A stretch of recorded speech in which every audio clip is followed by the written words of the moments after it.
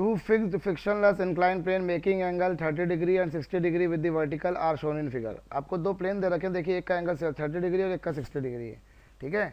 और क्या बोला है, ब्लॉक ए और बी इन पे रखे हुए हैं और आपसे पूछा है ए और बी के एक्सेलरेशन, वर्टिकल एक्सेलरेशन का रिलेटिव कंपोनेंट आपसे पूछा है, ठीक है। उनके रिलेटिव एक्सेलरेशन का वर्टिकल कंपोनेंट पूछा है, या फिर हम यूँ कहें तो हम एक काम करें, हम जानते हैं जब कभी किसी इंक्लाइन सरफेस पे किसी बॉडी को रखते हैं, जब कभी किसी इंक्लाइन सरफेस पे किसी बॉडी को रखते हैं, मान लीजिए इसका इंक्लिनेशन थीटा है हॉरिजॉन्टल के साथ में, इस पर ब्लॉक को रखेंगे तो इस केस में जो फोर्स लगता है वो लगता है mg साइन थीटा।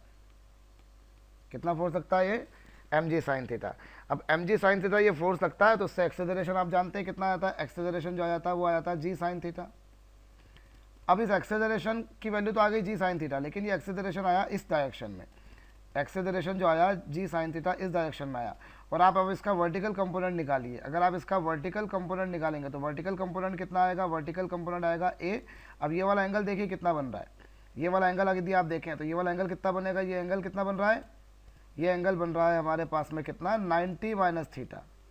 क्यों 90 माइनस थीटा बन रहा है, क्योंकि आप देखिए अगर ये एंगल थीटा है तो अगर ये एंगल थीटा है तो ये वाला एंगल जो बनेगा वो कितना बन जाएगा, ये वाला एंगल आप देखिए कितना बन रहा है 90 माइनस थीटा। भाई ट्राइंगल के तीनों एंगल का सम 180 होता है, ट्राइंगल के तीनों एंगल्स का सम 180 होता है। अगर ये एंगल थीटा है, ये 90 है, तो नेचुरल सी बात है कि ये एंगल कितना बन रहा है, वर्टिकल के साथ में ये वाली लाइन जो है वो 90 माइनस थीटा एंगल बनाएगी, ठीक है। तो ये वाला एंगल कितना हो जाएगा a, इसके बाद में आप इसको रिजॉल्व कीजिए तो ये आ जाएगा a कॉस 90 माइनस थीटा, ठीक है।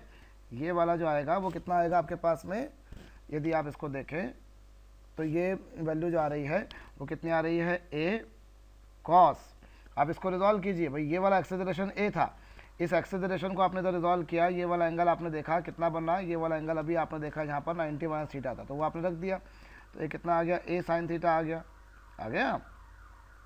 a साइन थीटा आ गया। और a की वैल्यू कितनी निकाली अभी आपने, a की वैल्यू आई इस केस में कितनी, g साइन थीटा, तो आप रख दीजिए।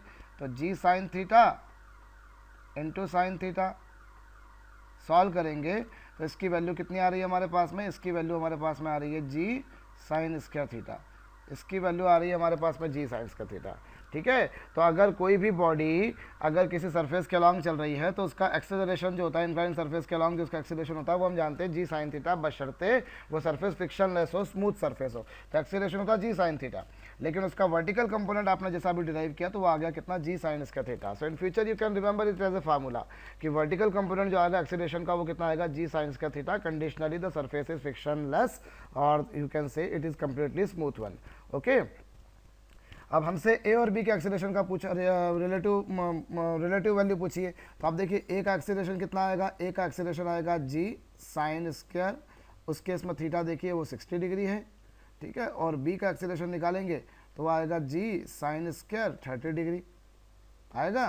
तो इन दोनों का relative acceleration of A with respect to B, relative acceleration of A with respect to B जो होगा वो होगा a माइनस बी होगा, वो हो जाएगा a माइनस बी। तो ये कितना हो जाएगा, g साइन स्क्वायर 60 माइनस, हम यहाँ लिख लेते हैं माइनस g साइन स्क्वायर 30, और इसकी वैल्यू को सॉल्व कर लीजिए। मेरे ख्याल से इसकी वैल्यू आप सॉल्व करेंगे तो कितनी आएगी, 4.9 मीटर पर सेकंड स्क्वायर। तो g की ये जो रिलेटिव एक्सेलरेशन उसकी वैल्यू 4.9 मीटर पर सेकंड स्क्वायर आ गई। और इसकी डायरेक्शन क्या होगी, भाई आपने वर्टिकल कंपोनेंट निकाला है, तो वर्टिकल कंपोनेंट निकाला तो नेचुरल बात है कि इसकी जो डायरेक्शन होगी वो भी क्या आएगी, वर्टिकल डायरेक्शन में आएगी, ठीक है। तो आंसर इसीलिए क्या आ जाएगा इसका डी, ओके।